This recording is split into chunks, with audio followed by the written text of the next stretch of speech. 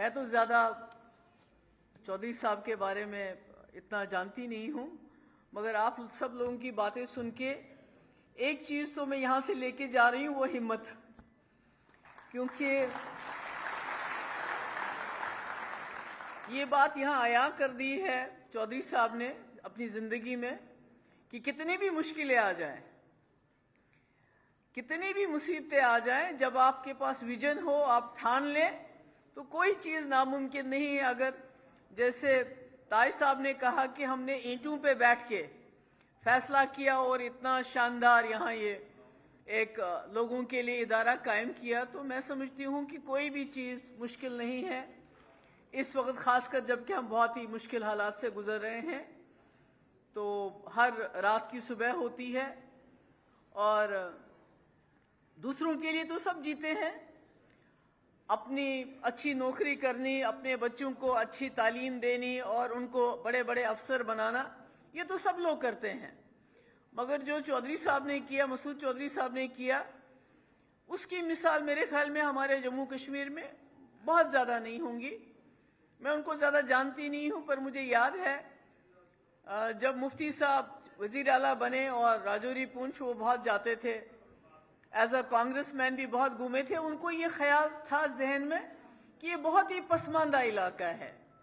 بہت ہی پچھڑا ہوا علاقہ ہے، کیونکہ تب مغل روڈ بھی نہیں تھا۔ جو وہاں کے بچے تھے تعلیم کے لیے یا ان کو جموں آنا پڑتا تھا، یہاں آتے آتے ایک دن اور کشمیر پہنچتے پہنچتے 3 دن لگ جاتے تھے۔ تو میں نے سنا کہ وہ یونیورسٹی بابا غلام شاہ پادشاہ یونیورسٹی بنانا چاہتے ہیں، مگر بہت شور ہے ہماری جماعت میں، کیونکہ مفتی صاحب نے فیصلہ کیا ہے ایک ریٹائرڈ جو پولیس آفیسر ہیں چودھری مسعود صاحب، ان کو بنانے کا۔ تو میں نے کہا یہ شور کیا ہے؟ کوئی کہا نہیں جی اس کی افیلیشن نیشنل کانفرنس کے ساتھ ہے، کسی نے کچھ اور کہا، اور مفتی صاحب جیسا آپ سبھی لوگ جانتے ہیں کہ جب وہ کسی چیز کا ارادہ کرتے تھے تو پیچھے نہیں ہٹتے تھے۔ تو مفتی جیسے تاج صاحب نے کہا کہ کئی مفتی صاحب کے اپنے کلیگز اپنی جماعت سے یہ کہنے لگے کہ ایسا نہیں ہونا چاہیے، پر مجھے آج خوشی ہے کہ جب ہم دیکھتے ہیں کہ مفتی صاحب کا جو ویژن تھا، جو ان کا اپنا نظریہ تھا، جیسا جاوید رانا صاحب نے بھی کہا کہ انہوں نے صحیح انسان کا انتخاب کیا۔ وہ کہتے ہیں کہ کوئلے میں سے ہیرا نکالنا سب نہیں نکال سکتے ہیں، اس میں بھی بہت نظر چاہیے ہوتی ہے آپ کو، اور ایک بیابان، ایک جنگل سمجھ لیجئے، ایک پتھریلی زمین پہ جس طرح مسعود چودھری صاحب نے بہت کم عرصے میں اتنی اچھی یونیورسٹی اسٹیبلش کی، میں سمجھتی ہوں وہی کر سکتے تھے، کوئی اور نہیں کر سکتا تھا۔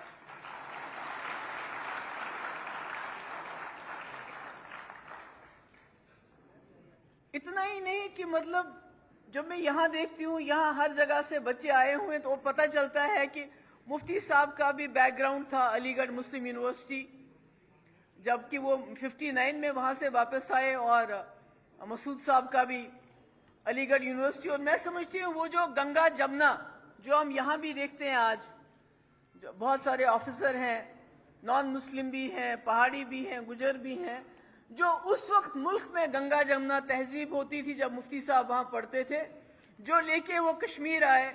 اور کشمیر میں بھی اسی نظر سے جموں کشمیر میں ان کا نظریہ تھا، سیکولر نظریہ رہا، وہی میں دیکھتی ہوں چودھری صاحب کا بھی وہی گنگا جمنا تہذیب جو وہاں سے لے کے آئے علی گڑھ یونیورسٹی سے، گاندھی کے اس ملک سے، اسی کو یہاں بھی انہوں نے قائم رکھا ہوا ہے۔ اور یہاں جو چیف ٹرسٹی صاحب ہیں، انہوں نے ذکر کیا کہ یہاں ٹرائبل یونیورسٹی ہونی چاہیے، انشاءاللہ ضرور ہوگی۔ انہوں نے ذکر کیا کہ یہاں ویمن کے لیے ٹرائبل کالج بننا چاہیے۔ مجھے معلوم نہیں میرے وقت میں اس کا ذکر کیوں نہیں کیا، چھوٹے موٹے کام ہم نے کیے تھے، یہ بھی کر سکتے تھے۔ بہت اچھا ہے، ہماری بچیوں کو تعلیم چاہیے۔ مفتی صاحب کا یہ ماننا تھا، جیسے کہ چودھری صاحب بھی سمجھتے تھے اس بات کو، کہ اگر آپ نے کسی بھی قوم کو اوپر اٹھانا ہے، پسماندہ قوم کو اٹھانا ہے،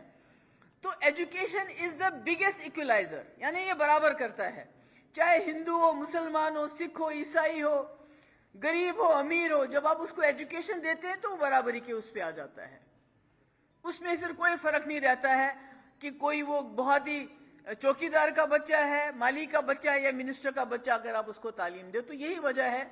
कि उन्होंने अपने वक्त में तालीम पे बहुत जोर दिया। और 2015 में उन्होंने यहाँ जम्मू में इसी मसूद साहब से ही कह के, एक तो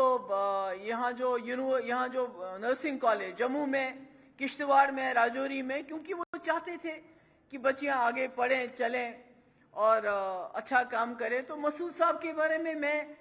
इतना ही कह सकती हूँ कि एक टीचर का लड़का पुलिस का काम किया, मगर आज अगर उनको हम याद करते हैं तो एज एन एकेडमिशियन याद करते हैं। और मुझे लगता है आने वाले वक्त में भी उनको जो है शायद भूलेंगे नहीं, जो नस्लें आने वाली हैं हमारी, जिनके लिए इतना कुछ काम किया है। आपने एक और जिक्र किया था यहाँ पर कि गोजरी जबान, तो मैं कहती हूँ 8 शेड्यूल तो ठीक है, या हमारे डोगरी बोलने वाले भी हमारे बहुत सारे लोग यहाँ हैं, कश्मीरी भी शायद कोई होगा। तो मेरे ख्याल में जो ज़बानें हैं, पहले हमें अपने घरों में इनको बोलना चाहिए, क्योंकि हम अपने घरों में बोलना छोड़ दिए, चाहे वो डोगरी हो, कश्मीरी हो या